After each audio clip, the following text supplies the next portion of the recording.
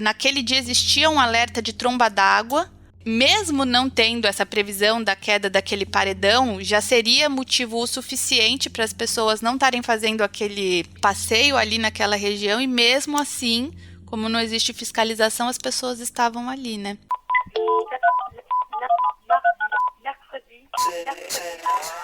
Alô? Alô? Alô? Alô? Planeta Terra! Alô?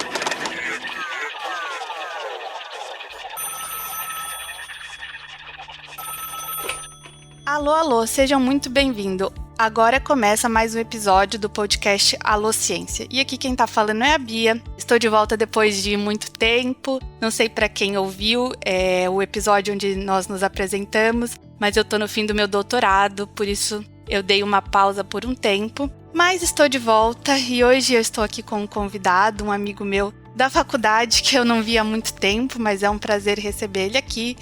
Tiago, por favor, se apresente para os nossos espectadores. Oi, Bia. Oi, pessoal que está nos ouvindo. Sou Tiago Antonelli, sou geólogo de formação, como a Bia falou, parceiro de turma dela, formado em 2013 pela USP. Eu tenho mestrado também pela USP em 2016 e sou também doutorando pela universidade. Trabalho no Serviço Geológico do Brasil. Atualmente sou responsável pela área de prevenção de desastres do Serviço Geológico. E é um prazer falar com todos vocês. É muito bom falar com uma pessoa que está realmente dentro do assunto, né, do nosso tema de hoje. E hoje a gente vai falar sobre deslizamentos de terra, desastres naturais. E é um prazer falar com você, Tiago.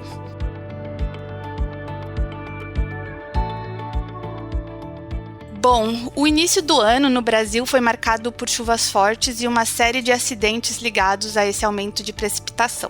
No sul da Bahia, as chuvas intensas por várias semanas deixou centenas de pessoas desabrigadas. Em Capitólio, Minas Gerais, a queda de uma parede de rocha em um dos principais cartões postais da cidade matou e feriu turistas. Em fevereiro, em Franco da Rocha, São Paulo e Petrópolis, Rio de Janeiro, acidentes ligados a desabamentos e deslocamentos de terra deixaram centenas de pessoas desabrigadas e mortas. Hoje estamos com o Tiago aqui para discutir todos esses eventos. Foram acidentes naturais, onde nada poderia ser feito, ou é possível prever esse tipo de acidente?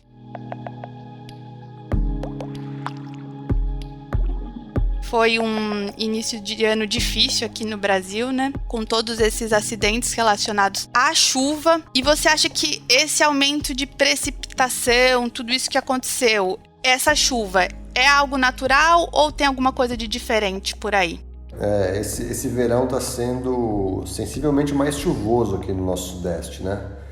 E assim, a gente pode atrelar esse aumento de chuvas às mudanças climáticas que estão a caminho, né? Que acentuam tanto os períodos secos quanto os períodos chuvosos. Mas esse ano em específico é o ano de Laninha, que naturalmente também o ano de Laninha a gente tem um aumento das chuvas no sudeste naturalmente, né? E o que você comentou, infelizmente, é verdade. Esse ano a gente teve várias ocorrências, sejam em áreas ocupadas, como nas comunidades de Petrópolis, no sul da Bahia, sejam em áreas naturais, né, como o cânion do Capitólio. Então a gente pode discutir cada uma delas e discutir o que dá para ser feito em cada caso, se foi natural ou não, porque são tipologias bastante distintas e cada uma com as suas particularidades. Sim, inclusive, quando eu pensava sobre isso, né, eu lembrei daquela música da Elis Regina, da Águas de Março. Esse período, em geral, no Brasil, o nosso verão, ele é um verão bastante úmido, com muita precipitação. Então, é muito comum, assim, eu lembro de ouvir bastante sobre isso na minha infância, na década de 90, enfim. Sempre, recorrentemente, nessa época do ano, ligado às chuvas, tem esse tipo de acidente, né, esses deslocamentos de terra, muita gente que perde as casas por causa de enchentes, né? Mas esse ano, pelo menos o que eu estava lendo sobre Petrópolis, é que mesmo existindo uma previsão da precipitação, o que se viu ali é que se choveu em 6 horas, o previsto para um mês, né? O que é bastante impressionante. Você trabalhou diretamente com algum desses casos? Você trabalha aqui em São Paulo, né? Você conhecia a região de Franco da Rocha? Então, o Serviço Geológico, que é a empresa que eu trabalho, ela atua no Brasil inteiro, né? Então, a CPRM, ela segue o que está previsto na lei. A gente tem uma lei hoje que rege a prevenção de desastres geológicos no Brasil, que é a Lei 12.608. Curiosamente, essa lei foi promulgada em 2012. 2012 é um ano após os eventos catastróficos lá em Nova Friburgo, em Petrópolis. Então, no Brasil, nós temos essa cultura, né? Sempre de esperar acontecer o pior para legislar sobre. Então, essa lei ela atribui para cada ente federativo as suas responsabilidades. Então, o município é responsável por conhecer as suas áreas de risco. Isso, a lei obriga o município a conhecer todas as áreas de risco, áreas suscetíveis a movimentos de massa. Quando o município não tem equipe técnica, não tem recurso financeiro para fazer esses mapeamentos de risco, compete ao Estado apoiá-lo. Quando o Estado e o município não têm essa capacidade, o governo federal tem essa incumbência. E o Serviço Geológico é um braço do governo federal que presta apoio a todos os municípios e estados que nos solicitaram, né? No caso específico de Petrópolis e Franco da Rocha, tanto o estado de São Paulo quanto o estado do Rio de Janeiro tem equipe técnica qualificada, tanto nos municípios quanto no estado, para dar esse suporte. Então, nós não fomos acionados para fazer o trabalho de risco. No caso de Petrópolis agora, fomos acionados depois do evento. Estamos com uma equipe nesse momento lá, ajudando o DRM, que é o Serviço Geológico Estadual do Rio de Janeiro, a Defesa Civil, enfim. E no caso de São Paulo também, a gente tem aqui o IPT, nós temos o IG, temos a Defesa Civil Estadual que é qualificada e prestou atendimento, no caso do Franco da Rocha, Francisco Morato. E Thiago, explica um pouquinho aqui para a galera como é feito esse serviço de mapeamento de uma área de risco. Como é que você caracteriza uma área de risco? O que a gente tem que observar ali que provavelmente vai nos indicar ali essa área suscetível a esse tipo de acidente? Então, acho que antes de tudo é bacana a turma saber, Bia, as diferenças de conceitos de áreas de risco, áreas suscetíveis e áreas de perigo, né? Isso aí está na bibliografia, mas vou falar bem a grosso modo. O risco, por definição, é a probabilidade do evento ocorrer versus, vezes, a vulnerabilidade daquela edificação, né? Então, assim, bem a grosso modo falando. Qual que é a probabilidade de uma moradia que está numa encosta íngreme escorregar? É alta. É muito mais alta do que uma moradia que esteja no plano. Qual que é a vulnerabilidade de uma moradia de madeira sofrer escorregamento? É grande.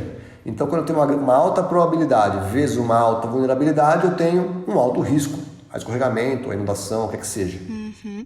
Quando a gente fala em áreas suscetíveis, por definição, áreas suscetíveis são áreas não ocupadas. Então, assim, risco, quando eu falo em risco geológico, eu estou falando de áreas ocupadas por moradias, por pessoas, enfim. Eu tenho que ter danos e perdas envolvidos. Quando eu falo de áreas suscetíveis, são áreas não ocupadas. Então eu avalio aquelas áreas não ocupadas, qual a propensão natural do terreno à ocorrência de escorregamento, à ocorrência de corridas de massa, enxurradas e inundação.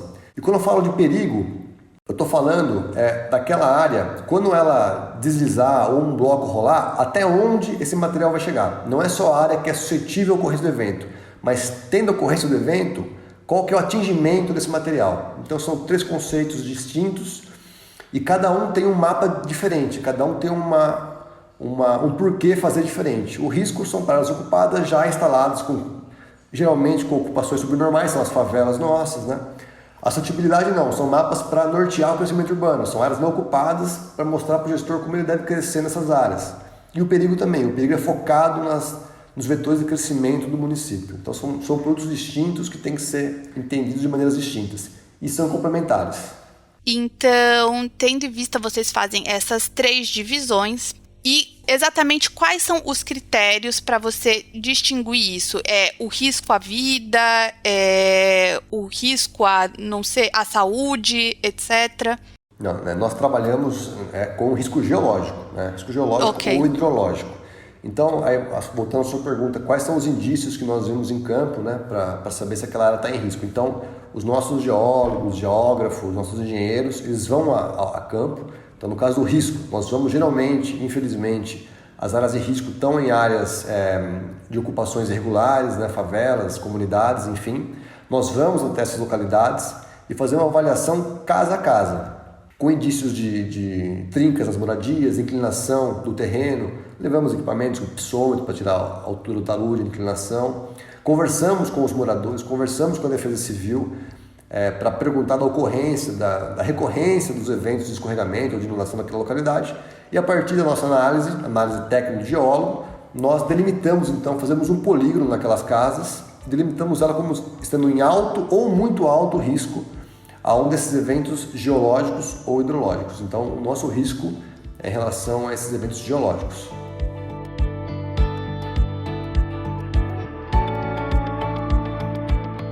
O que leva a ter um deslizamento? Quais são os fatores que podem levar um terreno a deslizar? São vários fatores, né? Nas áreas urbanas, geralmente tem o fator antrópico na jogada, né? Então, mesmo uma área que não seja tão íngreme, vai lá um cidadão, faz um corte no talude, fica um talude de 90 graus, encosta a casa no barranco, literalmente, e está em uma área de risco, né? E o que faz esse talude escorregar ou deslizar são vários fatores. O principal deles, o principal agente deflagrador é a água da chuva. Então, a gente pode ver que 95% dos eventos de escorregamento no Brasil são ocasionados em épocas chuvosas pela água da chuva.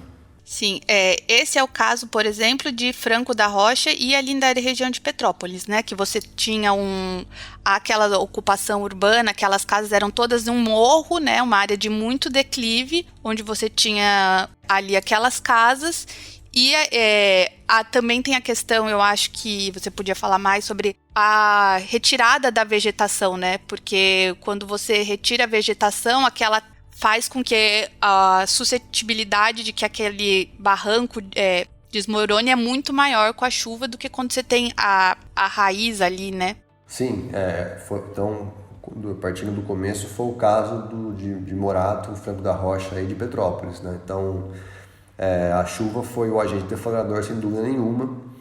E o que acontece basicamente é que a água encharca o solo, né? O solo fica saturado. No caso de Petrópolis, da região serrana do Rio de Janeiro, geralmente a camada de solo é bastante delgada, é fina, né? Então o contato solo-rocha é pouco profundo. Então você tem muita água correndo entre a camada de solo e a rocha. As forças resistentes ficam menores que as forças atuantes, o fator de resistência fica menor que 1 e há o escorregamento. Bem a grosso modo falando é isso, né?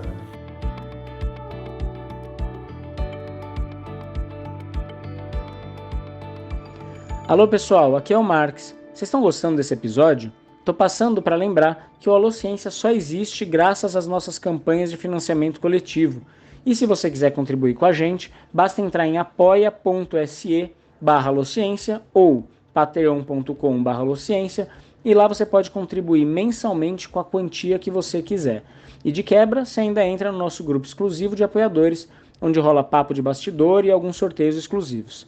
Se você quiser contribuir só uma vez, dá para fazer um Pix para a gente pelo e-mail contato@alociência.com.br. E se você não puder contribuir com dinheiro, faz aquela divulgação desse episódio nas suas redes sociais ou para quem você sabe que vai se interessar por esse tema. Agora bora voltar para o nosso episódio.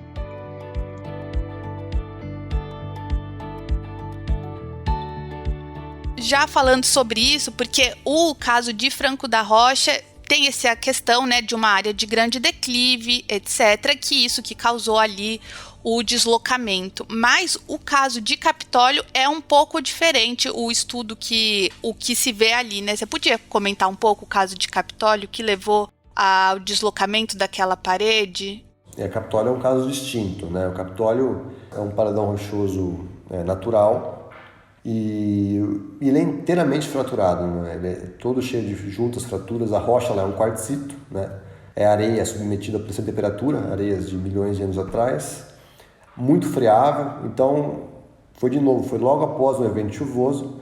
As águas das chuvas percolaram essas fraturas, essas juntas, lubrificaram essas juntas e fraturas e expandiram, né? Ajudaram a expandir, a aumentar de tamanho dessas juntas. Uma delas, infelizmente, expandiu tanto que veio a desprender uma lasca rochosa daquele tamanho que todos nós vimos, né?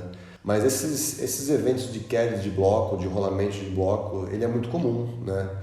O que acontece hoje, Bia, é que nós estamos chegando cada vez mais a áreas turísticas que antes nós não conhecíamos. E hoje nós temos pessoas com celular em todo lugar para filmar um evento desse. Mas quedas, isso pode estar ocorrendo nesse momento, uma queda de um bloco, uma lasca parecida com aquele em alguma região do interior do Brasil, aí, numa das nossas centenas de serras aí, né? Então, Assim, eu classifico aquele evento como, a gente não pode falar que é um evento muito raro. O que está acontecendo só agora é que nós estamos tendo conhecimento por estarmos adentrando a lugares que antes nós não explorávamos turisticamente.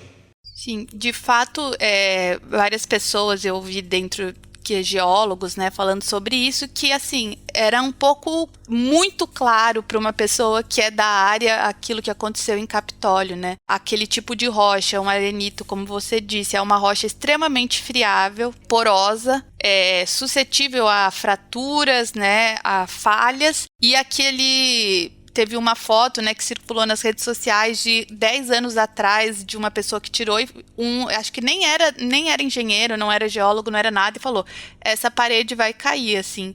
Então, acho que diferente de Petrópolis e Franco da Rocha, onde ali já existia, aquela área já era mapeada como áreas de risco, Capitólio não existia nem o próprio prefeito da cidade falou assim, eu não sabia que tinha que fazer, assim, eu não sabia que existia necessidade desse tipo de estudo, de caracterização.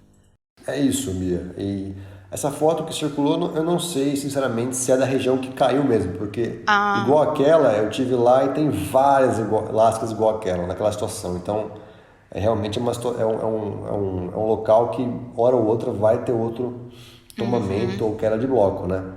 Mas, assim, o que falta muito na população, e nem é por ignorância, nada disso, é a percepção de risco, né? Mesmo na nossa profissão, Bia, o geólogo que não atua com risco geológico, às vezes não tem a percepção que aquela é uma área de risco, que lá pode ter uma queda, pode ter uma inundação, né? Isso vai muito da percepção realmente de risco que nós temos. E realmente, eu estando lá, eu jamais ficaria, mesmo antes de acontecer esse evento, eu jamais ficaria próximo àquele paredão. Porque um bloquinho, não precisa ser uma lasca daquela, um bloquinho pequenininho que cair lá de cima vai matar a gente, né? A gente aprende isso no primeiro ano da faculdade, né? Porque na pedreira não chega perto do paredão, no martelo do paredão, que pode cair um bloquinho, enfim. Então, como você falou, é olhos nus, assim, que é uma área muito, muito suscetível, com perigo de queda e rolamento de bloco. E, Thiago, você falou, né, como caracterizar esse tipo de área e o que pode ser feito? Acho que já ficou claro para todo mundo que existe uma causa natural em tudo isso, mas é possível prever esse tipo de acontecimento, assim, não é... Porque ficou muito esse sentimento de tragédia, como se nada poderia ser feito em relação a isso. Mas existem estudos, existem profissionais que são ligados a isso, que fazem alertas.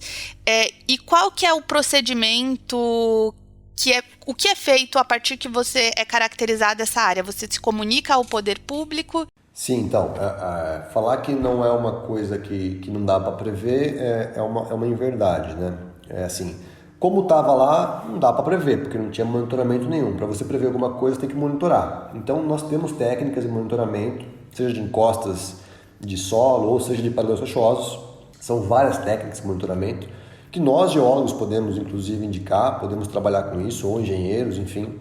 Que, assim, ele não vai falar assim, Bia, vai cair a pedra no dia 24 de fevereiro às 4 da tarde. Mas ele vai falar, aquele pedaço, aquela porção do paredão rochoso está se movimentando mais rápido que o normal, né? Então, sei lá, se ele movimentava 1 milímetro em um mês e numa semana ele começa a movimentar 5 milímetros, quer dizer, tem alguma coisa errada. Então, há esse tipo de solução, né, muito usado principalmente em mineradoras, com monitoramento, né? Aí tem que ter um profissional atrás de um computador que recebe esses dados 24 horas por dia e em qualquer sinal de instabilidade tem que emitir um alerta para, no caso lá, fechar o parque, enfim. No caso de Petrópolis mesmo, as pessoas estavam comentando sobre isso, assim, por que não foi emitido um alerta para as pessoas no momento que já estava previsto que aquele dia seria um dia de grande precipitação, que aquela área é uma área suscetível a deslizamento? Hoje em dia existe tecnologia para isso, para você mandar uma mensagem instantânea para as pessoas do tipo, saiam dos seus lares, risco, etc. Existe hoje e poderia ter sido feito. Inclusive, agora me fugiu a mente, mas eu li uma reportagem de algum lugar, algum país onde esse tipo de alerta é feito para as pessoas quando existe esse tipo de evento, assim. Existe alguma movimentação em relação a isso ou ainda não?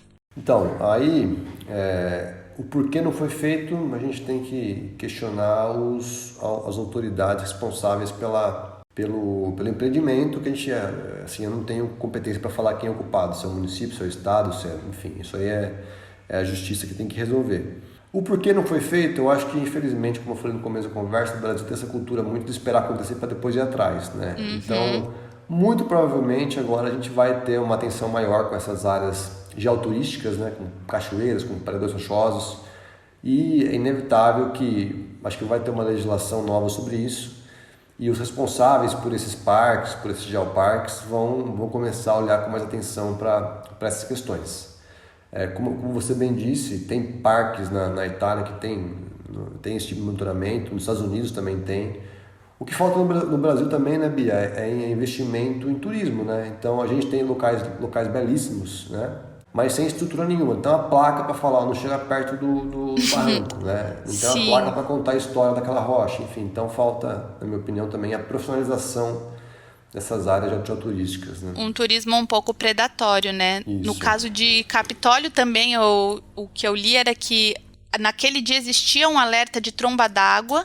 Mesmo não tendo essa previsão da queda daquele paredão, já seria motivo o suficiente para as pessoas não estarem fazendo aquele passeio ali naquela região, e mesmo assim, como não existe fiscalização, as pessoas estavam ali, né? Exatamente. Uma cabeça d'água, que o pessoal chama, já é por si só um impeditivo para ter pessoas lá, né? Porque a pessoa, se ela não morrer com uma pedra na cabeça, ela morre afogada. Então, por que não tinha um sistema de monitoramento de vazão do rio, a montante, por exemplo, né? Então, enfim, essas coisas acho que vão ser tratadas com mais atenção a partir de agora. Não só sensores para ver a movimentação das paredes rochosas, mas da vazão dos rios, da precipitação, enfim. Sim. Isso aí é um caminho meio que sem volta. Até porque, como a gente estava falando, como você mesmo disse no começo, né? A tendência agora com as mudanças climáticas é que esses eventos de precipitação, principalmente aqui no sudeste, no centro, né, e sudeste do Brasil, é que fiquem mais intensas e mais imprevisíveis, né? Tudo isso se acentue mais, o que já era um problema nosso, que há muito tempo a gente colocava para debaixo do tapete essa situação, e que agora a gente vai ter que encarar, senão vai ser ano após ano, esses começos de anos de tragédia. Sim, é muito difícil você atrelar as chuvas desse ano às mudanças climáticas imediatas, né? Os relatórios do IPCC apontam para isso, né? Para eventos, para secas mais severas e para períodos chuvosos mais severos também. Esse ano eu acredito que é um ano de laninha, e ano de laninha historicamente é mais chuvoso aqui no Sudeste. Mas pensando a médio e longo prazo, se os relatórios do IPCC se confirmarem, sim, né? Então a gente vai ter períodos são menos meses chuvosos, mas com chuvas mais intensas, né? Mais volumes acumulados em pouco tempo. E esse é o problema para a ocorrência desses eventos adversos, como escorregamento, enfim. Então é uma coisa que tem que se pensar sem dúvida nenhuma.